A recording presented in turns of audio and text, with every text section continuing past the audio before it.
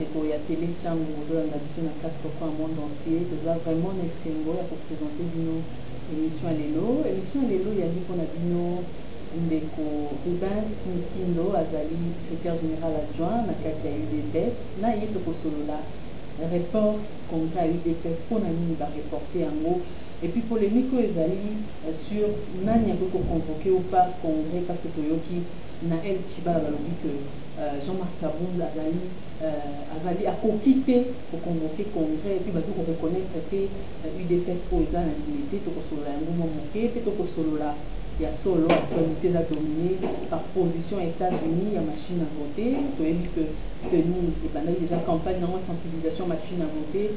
Est-ce que ndenge États-Unis lobby ndenge dynamique interne et lobby CENI et tika pena likanisi wana machine à voter toyoki déjà que vice-président nango lobby soki machine à voter eza te élection mpe eza te na décembre ndenge balobaki 2018 ya solo tokosuka wapi marche à CLC le 25. Est-ce qu'il faut continuer la marche sans vous abandonner pour pouvoir tout sur la montée dans les corridors qui sont au hasard de la solidarité. Tout est en lieu de l'émission du jour et le bosso congrès de la reporté. D'abord, vous voyez qu'on a établi congrès la biseau que j'ai dit en gros, ça fait presque une année que j'ai congrès, on a depuis que nous sommes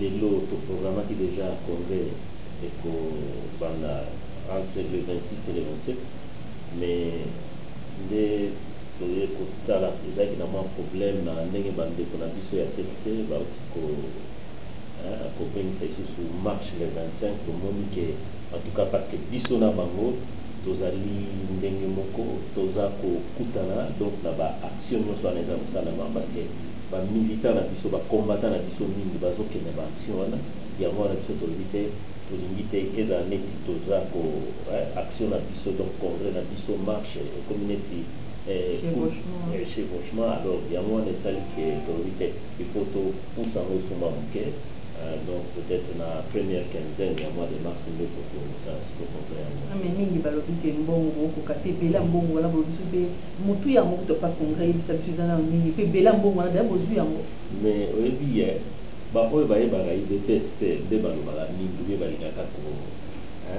ko finisa ou bien ko finira parti na biso mais pour la mbongo biso mbongo zanité même congrès zanité que surtout sali presque mbula mobimbo congrès za osalimate elingolo bateke mbongo ezangi te même awa nga nazoloba nano tolobaki kana ba fédération na biso par exemple ya intérieur chaque fédération est contribué symboliquement à $500 mais eza na bamosusu bazopesa même $1000 bamosusu bazopesa $800 au lieu ya 500 donc mbongo ezangi te problème ya congrès ezali problème ya mbongo te en tout cas wana eza na 17 na esika wana ezali problème ya mbongo te ezali ka problème ya chevauchement ndenge toti koloba wana le 25 mars le 26 congrès obite ikato tala na ndenge nini le 25 yango kolika mingi balobi bobangi côté Chibala nde balobi ke non bino boza bato boconvoqué marche te balobi bobangi penza côté wana somo oyebi même na bato ebele oyo bazokende même na bamarche wana ezali bato bauti kaka baparti politique en commençant par l'UDPS nayebi te soki lelo oyo okoloba ke bamilita bacombattant ya UDPS bakoma obanga marche bakobanga nini marche ezali nde biloko na biso na nyonso wana sense aza kosala ezali question moko soki otali malamu bango nde baye korejoindre biso na baaction wana bango nde baye to awa tozali na kati ya permanence ya UDPS rappelez-vous bamilita bacombattant ya UDPS babomaki bango na kati yabo babomaki bato boni na kati ya banini bapermanence mosusu donc action ezalaka nde UDPS action oyo ya makasi mpenza ezalaka nde yango likambo 50-50 bolobade mais tozolobela ngo en tout cas biso tozotia mpenza ezali likambo ya kobomba te parce que soki selisi asali oyo aza kosala mais biso toapuye yango mais elakisi nini mais soki biso tolobi alebe babiloko wana biso tolingi koyoka yango te nakanisi ekokozala même na mwa problème parce que mingi oyo nga nauti na Goma tozalaki na marche moko na Goma mais so otali bon tozaki na 4 lettres tobimi totikalaki kaka bato ya rassemblement bato ya lucha tout ça donc ozomonaka ezali baction moko toza ko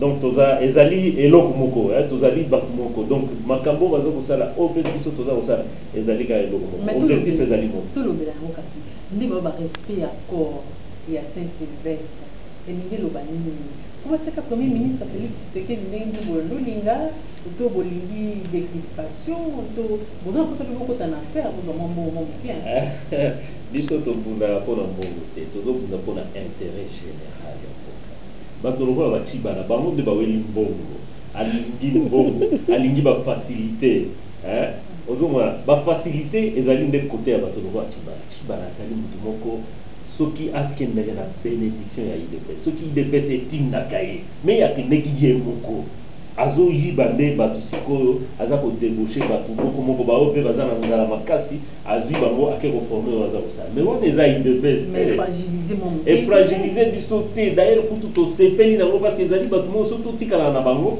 donc balinga batia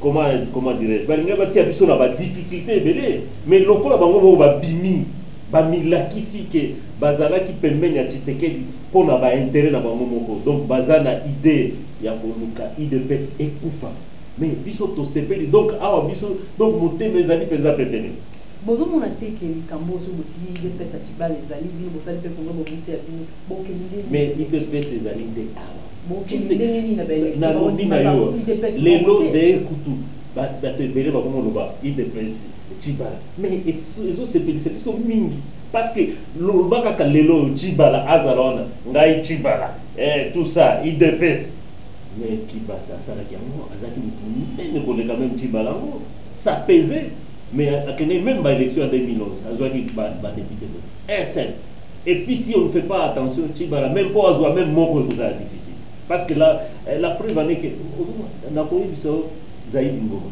ntango moko alobaki ye nde chef ya opposition lere basali banzinganzinga na bango kuna abimi ono vice président mais azwaki badépute boni azwaki un seul donc réalité ezali epango donc biso awa tozobanga motu te biso awa tozali kimia parce que tozali bato moko Tshisekedi apesi bango pouvoir ya UDPS donc na bato ayebi donc biso tozobanga eloko moko te baoyo nyonso oloba meme bamombake banini pour nous ça nous arrange c'était des mouchards bamouchard lelo oyo babimi parce que soki balingaka UDPS soki bazalaki mpenza na motema moko ya bosomi ya koloba te tolingi parti na biso ekende mosika après la mort de Tshisekedi mais pour un congrès ezala esika oyo bino nyonso bozonga esika moko libota moko ozonga esika moko na bamouchard des mouchards ozonga na bango esika biso tozopesa tolobi bango nyonso baya mais awa Valentin Mumbaki akotaka na permanence oyo te même avant la mort ya Tshisekedi abanda koya na ye te il ne venait pas et aujourd'hui la porte est ouverte oyo nyonso alingi UDPS koluka badrapo te otia ti na mesa epa na yo ono ozoloba UDPS te wana bakoyoka yo te soki Valentin Mumbaki ayeboni mais ayati to cibala nalobi no d'abord nous avons constaté auto-exclusion na bango bato wana ils ont posé des actes qui vont au-delà ya ndenge parti na biso eza kosala parti na biso tozalaki na esprit ya 5 ans esprit ya 5 ans boyokani oyo tosalaki na 5 ans elobaki te ke il faut kopesa 3 premier ministre ou bien bakombo ya ba 3 premier ministre ezalaki bongo te mais soki totali Valentin lere alongo epai na ye na lemba aleki adouble même permanence ya UDPS tozali awa parce que po akoma place akende kokutana na kabine ipale aleka na liboso akendeki na moi te akendeki na moi c'est-à-dire akendeki na ndenge na ye c'est ça justement donc alilongolaki donc la peau albimaki dans la peau de l'UDPS et à la sortie ye moko alobi je suis allé là-bas comme une personnalité donc alobaki UDPS mpo na ngai esili naza na bino te nakomi personnalité mais Jean-Marc Abunda alobaki yango ki Valentin Mumbaki ye nde baponaki baprésident Tshisekedi bon secret ya papier wana moi je peux vous dire que peut-être le secrétaire général azana information wana mais pour nous autres nous savons qu'à la fin les noms qui étaient dans l'enveloppe, la fin à la fin. Hein? C'est qui? Félix Chilombo. C'était Félix Chilombo.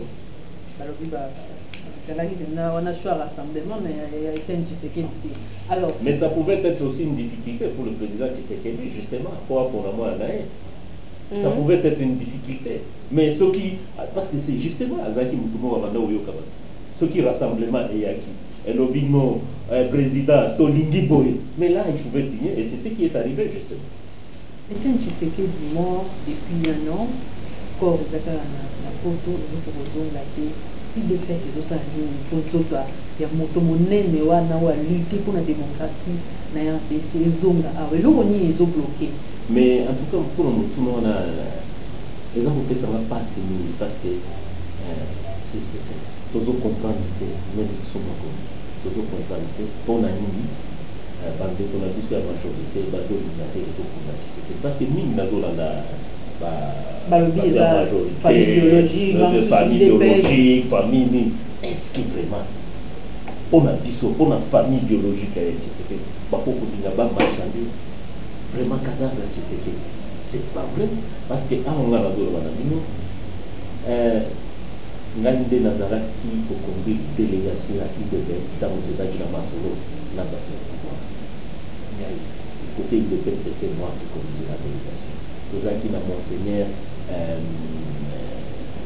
Mourouba, nous avons Gérard Mourouba, et puis côté majorité, il a dit Chada. On a parlé, mais nous nous sommes mis d'accord.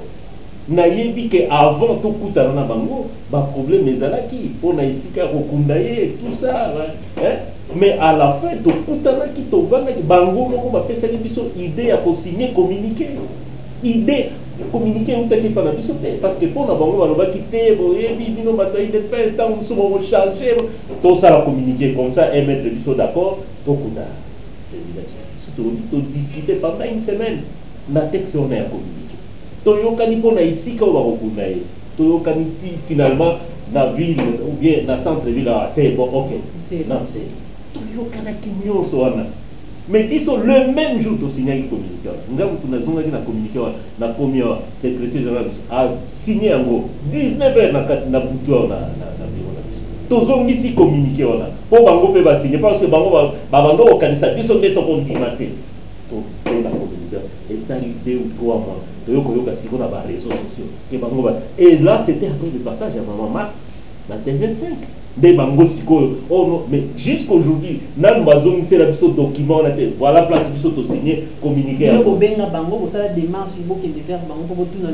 Mais tout ni to bengi, na lobby ngaïndé, na zaki chef de la délégation. Na bengaki, na bengi, oh, na tant sur la zone à sur téléphone. Oh, nous sommes là, oh, nous sommes ici, nous sommes en déplacement.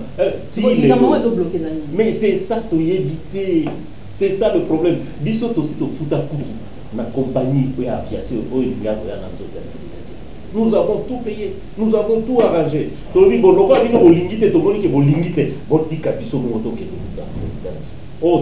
non, oh, biso avion spécial de Torotia, mais biso aussi to futa botika biso to kunda président la biso. Donc blocage wana ezali côté la biso to moni que comme psycho problème moko na dimension politique. Donc tout nga moko na zolo ba c'est que comme bangisa. Donc mon way donc tant que vous na bomoi pardon bangay si quoi a coupi pourquoi mon bangay doublement mais c'est un phénomène qui c'est finalement.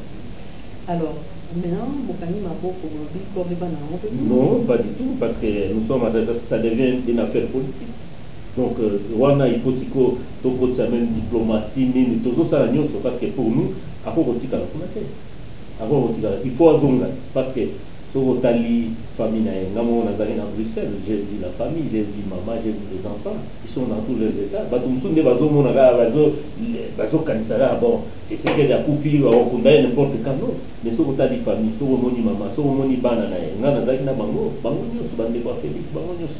Ba Jacques, Banani, Roger, Jean-Claude, tout Titi. En tout cas, bango bazana peine mo bamnen. Mais il faut se mettre à la place il y a famille voilà. Il faut se mettre à la place de la famille. On a vu surtout ça la ma coquille pour la présidente en cas de quitter.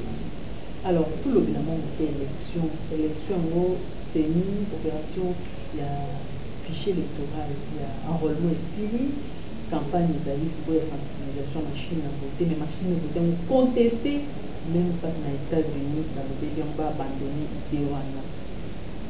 Bon, vous savez que la question qui est plus sur la des postes dans la vision. Dans la vision. Nous sommes autour de Baka. On va qu'on dit mango de l'autre, mais dans Nicolo et Foya, c'était comme ça. Tshisekedi, c'est comme ça qu'il nous a formés. Donc, tous arrivent à tout le monde, tous à cas, on te maman de mon côté. Oh non, élection. Oh non, machine à voter. Machine à voter, tout le monde a et ça dit pour faciliter fraude. Surtout qu'il y a une machine. Vous savez, ma machine à voter, on a. Et ça, il faut ça, la sensibilisation, sensibilisation, même on a vu l'indignité que va te libérer, parce que comme il dit, comme moi j'ai mon. Non, il faut maîtriser. Même on va faire la machine. Mais, et comme il va avoir machine à voter. Oh, ça va nous permettre, non, papa. Machine à voter, et c'est-à-dire donc qu'on puisse décrire et ça nous fait grandement plaisir. Et même ma grande puissance comme la France, et plutôt comme les États-Unis, dans Bangonio Swarobi, machine à voter, sauf aucun la machine à voter, donc aucun à fraude. Oh, il faut éviter au pays, le Congo la il faut éviter le cycle à violence, parce que ceux qui moquent déjà dans l'élection, ils ont une contestation, souka, ils ont une toujours la violence. Machine à voter qu'on est nanga que ils ont minimiser coût l'élection.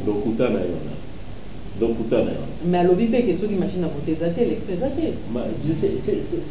c'est ça le piège parce que donc vous savez nanga zali mutumoko un roublard permettez-moi de dire azali roublard moko ya munene donc azali mutumoko azosala badiloko nyonso wana azosala il n'y a que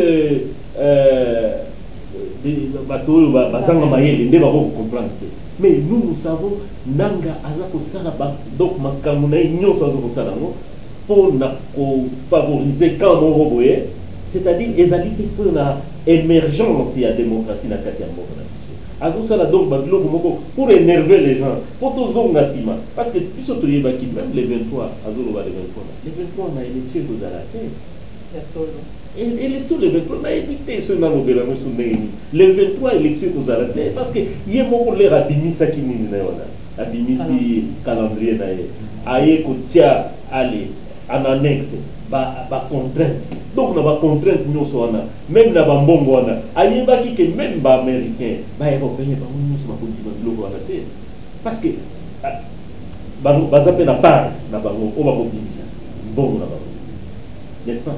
Oh, bango so ba bénéficier donc élection de l'année. Loka ba comment lo ba boy mongo na bango. Est-ce que ça c'est pour opposition, ils en ont prêté dans l'élection des bango lo ba. Ils sont tous après. Opposition ils sont prêts à ba élection. Opposition, oh tous en amont Nicolas.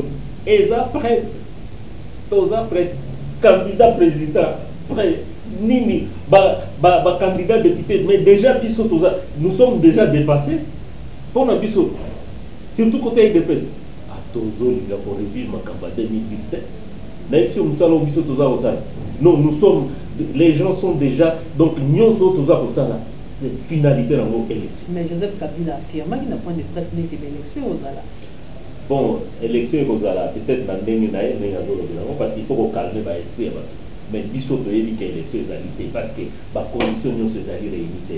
Parce que souvent, on totalement, le Tibala n'est pas français Tibala, non, lui, je vais aller aux élections. Tibala, élection, c'est déjà un gouvernement des filous où ils ont justement pour nous vivre. Lui, il est là pour un type digestif, donc pour la c'est tout. Et ça dit hier, pour l'élection, ils ont renvoyé même en 2030. Donc Joseph Kabila a raison quand il a dit qu'il faut faire le choix entre les élections et le développement. Non, mais le développement est allé. Non, non, ça, développement. Tout le monde a voté. Surtout tout le monde a voté dans Kinshasa. Dans l'année où on a vu Kinshasa, on a vu Kinshasa, on a vu Kinshasa, on a vu donc le développement est allé. Et oui, élection, il y a et permettra donc émergence, il y a, disons, alternance d'abord. Leadership mon idée n'a pas idée à Sikari mais pas la puissance des invités Donc climat est approprié, c'est vraiment. Le climat est alité parce que déjà tout est préparé pour l'élection. Mais qu'est-ce qu'il faut maintenant? Mais qu'est-ce qu'il faut? Il y a un tout le bateau qui est là parce que le mandat à Kabila, c'est là depuis décembre 2016. Et c'est là qui. Mais l'air toqué au Koutan. Et ça a quitté que tout ça qui faveur pour la tel ou tel. Faveur, ils ont quitté. Et ça dit question moi boyo quand tu vite l'aura to nimbo kana biso to vanda na nusus ya mo na biso to sala ki sinon te to ligne to za ne to sala bitumba le to kota te to vite to yo ka to vanda akona c'est comme ça il faut qu'on respecte et nous tout senga respect à quoi on dit que soit to yo kana penza na quoi même 6 mois les alliés des amis pour aller aux élections les alliés question à volonté politique tout ça c'est une perte de temps. Même dans 6 mois, il y a encore tout ce qui déjà n'a pas expert. Il y a partout.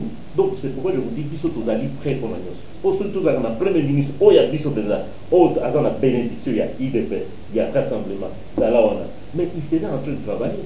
Mais vous avez dit que Nicolas, comme il avec la place bazo bomsa, miniati mabo na sima, place bazo bomsa, ce qui canivoso. Non, on est dans la première ministre. Premier ministre, il faut abunda et l'autre à liboso. Comment est-ce que l'élection est pour ça? Social, mais même social, malheureusement, on va le social parce que autour d'un gars, parce que on a côté on a. Alors pour tout ce qui est ça, tout dans la situation des années, est-ce que solution à la crise à l'élo? Solution à la crise à l'élo, ezali tous en aboli ngambo cannabis. Tous en aboli ngambo cannabis. Toluka ndenge nini toko sauver ba cannabis. En dialogue? En dialogue bien sûr, parce que ceux qui dialoguent ezali fait. Déjà, le problème c'est que dans le dialogue nous stocké nada. Et souka kaka okomona partage de leur pouvoir. Donc comment on est la pouvoir, comment surtout ça dans dialogue présent il y a solo. Parce que maintenant aujourd'hui nazoyi baté sur le dialogue parce que on a tout essayé, on a tout fait. Je me demande aujourd'hui comment ça sur le dialogue il y a ça mais c'est serré et loko moko et qu'on tient biso surtout yo kana katenza na kati ya dialogue moko sincère voilà. En tout cas beaucoup na biso lingai ezala sauver parce que awa sikoyo tokomi lokola baungu moko na kati ya mboka na biso donc bapayande bakomopesa biso bainstitution bosala boye bosala et pourtant toza na baoccasion ebele entre biso soki tovandi kaka parce que mingi même baoyo bazali pembeni ya kabila ebele nazomona awa majorité mais bazokosa ye parce que pour moi je crois que Kabila il est encore jeune, il a intérêt à tika mboka et kende na ndenge moko ya bien akuta na bato oyo bazana na pouvoir na mboka parce que biso toza na pouvoir pe oyo effectif oyo bazana mais bato oyo bazali na pignon sur eux akuta na mango bayokana atika ba biloko mususu wana parce que Mobutu asuka kine c'est comme ndenge toyebaki mais sikoyo ekomi tour ya kali. Donc atika na koyoka la batwana baza koya kokosa ye ono bazoleka na télévision ba radio kolobaloba bilobela ya pambo pamona. Je crois que ce qui ezali bongote, vous savez que la révolution ezalaka eloko moko donc ezaka rambol. Donc yango wana okomo yoka senza lobi boye bato babimi. Oya lobi boye bato babimi. O lucha lobi boye bato babimi. O idepes donc na nyoso na ifoko komola bato ifoko yoki la bato. Donc yoke li bangote. En tout cas, Souka, ils ont toujours Souka à parler. Ça peut bien signifier nos téléchamps sur occasion et on s'apprécie les Congolais au Lanzaïo à travers le monde. Puis dans Mboka Nabiso Congo ici dans le monde. Bon, on a ici dans le monde qui est dans Mboka Kitoko. Congo est dans Mboka Kitoko, il faut qu'on ait espoir. Congolais nyon so azana kati ya mboka. O nyon so azana libanda, il faut biso nyon so azana likanisi moko, ou bien makanisi moko. Ya kolinga mboka na biso. Parce que vous savez, le développement à Congo, les alliés presque déclenchés à développement à Afrique mobile. Mais il faut tous à la paix, tout matalicolo, tous à la au-dessus, il y a ma considération personnelle là dessus. Donc tous à la tête que ngai ceux qui n'ont pas moi pouvoir, na commis ministre, na commis premier ministre, na commis boy. Wana les alliés pour na yo, to bunda pour na mboka, to ça la nyonso pour na mboka.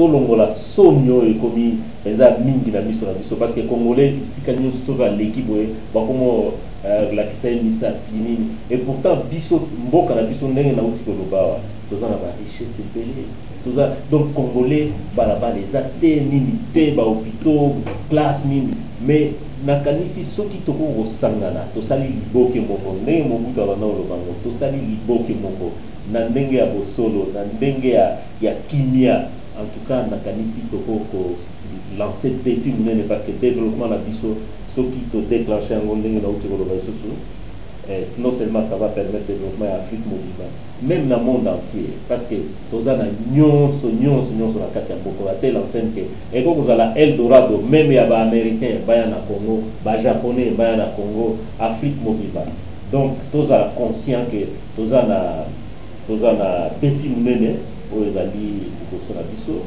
et puis to zo apenza loko nyonso au sérieux donc to tia sérieux na makambo to zo sala et dans la politique surtout politique parce que politique mais et même loko nyonso na biso merci